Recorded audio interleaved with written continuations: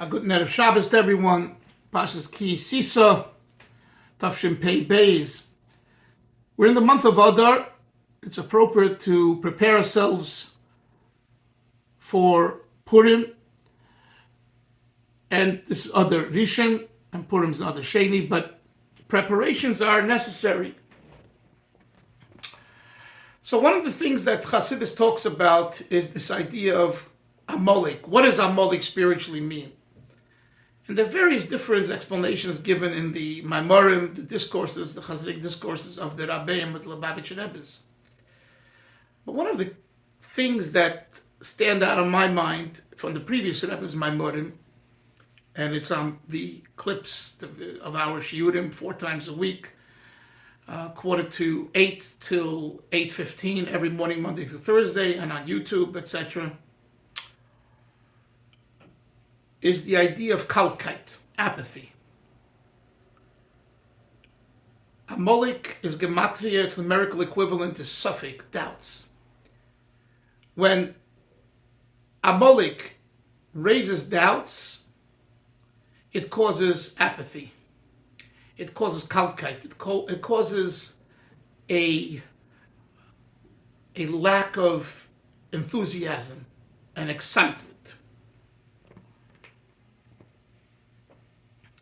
The question is, what is appropriate enthusiasm and what is appropriate excitement? We're still in the year mourning Reb Yoel Khan, our Mashpia. So Reb Yoel had a famous saying that he would say and repeat. He would say, on Purim, when people tend to get intoxicated, drunk, and make themselves silly, and they would come to Reb Yoel's table, and I was there plenty of times, both as a bocher and as a married man. Reb Yoel would say at times when people were acting, were rowdy, he would say, "Lass the narishkeit, leave the nonsense, for Tisha B'Av, for Tisha B'Av." And vice versa, the seriousness of Tisha B'Av use on Purim. Now, you're probably wondering, how could that be? Purim is a freilich day, a lively day. Liveliness doesn't mean stupidity. Liveliness does not mean being wild, meshuggah, vulgar, drunk in a way that's foolish and making a fool out of yourself. Liveliness means understanding the great opportunity of this day and intoxicating yourself with the message. And that's the way Chassidus explains the whole idea of Adar Yada.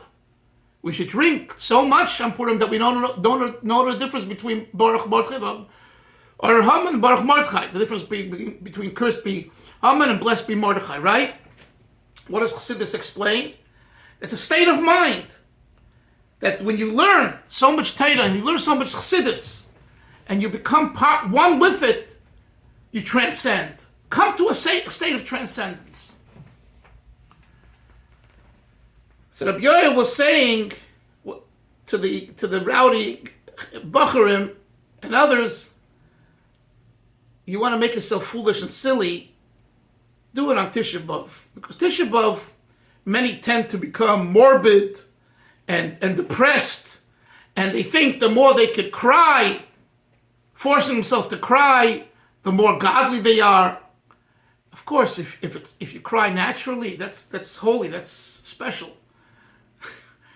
But to make a condition, now we're going to cry. We must cry on Yom Kippur. If we don't cry, on Tisha B'Av. If we don't cry on Tisha B'Av, we aren't mourning the Beis HaMikdash. That's a fallacy. It's the total opposite of really mourning the Beis HaMikdash. And the same is true with Purim. Purim, if one needs to say, I need to consume a bottle of wine or a half a bottle of vodka, and if not, I won't be lively and I won't be able to celebrate, there's something missing in you. Of course, the Shulchan Aruch says, the code of Jewish law about Adla Yada, and say drinking and saying and falling asleep from the wine. We know all that. But it's the mindset, because then you go to sleep like a Hasidic shikr, okay? Now, what's that famous word? It's a famous saying. It says in Shulchan Aruch, Yehuda ben Teimah, the first law of Kitzur Shulchan Aruch. Gibur Kari, right? He quotes all the different animals, and he says, Gibur Kari, get up in the morning as mighty as a lion.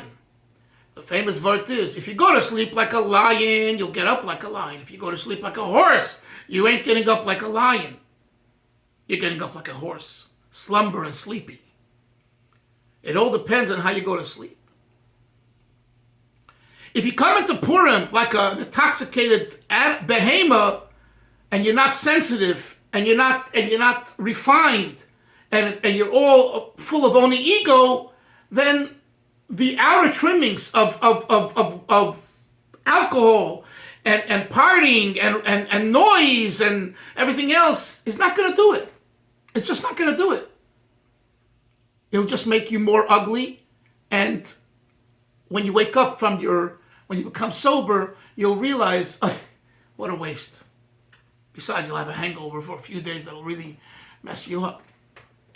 So, when we talk about Adar, we talk about Simcha, it's important to dance, it's important to sing, it's important to be freilich, it's important to show a happy face to another person. Why? Because this is what a Jew is about, this is what Torah is about, this is what Chassidus is about. They would say that if someone smiles, and it's because mit geknippt the backen. Knip the backen means pinching the cheeks. Backen are cheeks, geknippt means to pinch. To pinch. Mit geknippt the backen. If you pinch the cheeks, smile. Ha! You want to smile this way? Just pinch this cheek. You want to smile the other way? Pinch this cheek. The whole idea is absurd. It's false. In Yiddish we say, "Ernarzich," you're fooling yourself. So, Chevre, we're in Adar. Baruch Hashem, we have 60 days of Simcha. We need to make this a true experience. And when we make it a true experience, especially through learning Chassidus, when you learn Chassidus, one of the famous ideas is that if you learn enough Chassidus, you won't fool yourself. Because you'll realize that you're fooling yourself, and they'll say, I don't want to be a fool. Learning Chassidus every day. A little more, a little less. Learning some Chassidus. Going to a shir in Chassidus. Listening to online to a shir in Chassidus. But real Chassidus. Not watered down Chassidus. You know, there's couch potato Chassidus. You know, you're tired and you lay down, so you take a storybook, you listen to something. That's all. It's good and important, but that's when you're in a couch potato position. We're talking about you want to motivate yourself. You want to make some movement in yourself. You have to study it. And you have to dialogue about it. And you have to think about it. And when you walk, you think about it. And when you eat, you think about it. When you sleep, you think about it. It's in your bloodstream. That's what the true learning of Chassidus is about. And that's how we get to experience real Simcha.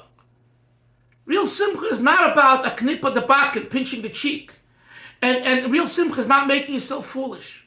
Real Simcha comes from an inner contentment that you realize that Hashem runs the world, and don't think you're the center of the universe, and God can exist without you, etc., etc. And this is what Adar is about. Aleph Dar, Adar, Aleph Dar. Aleph is Alufi Shelayim, the master of the world. Dar, who dwells. Adar is about the Aleph dwelling in you. Not you telling the Aleph how he should dwell. Then it's not about the Eibishter. It's not about God. It's about yourself. So let us continue talking about these things, thinking about these things, learning about these things, and bring true simcha to ourselves, families, and communities, and we'll be zeicha to the Geula Shlema, B'Korev Mamish.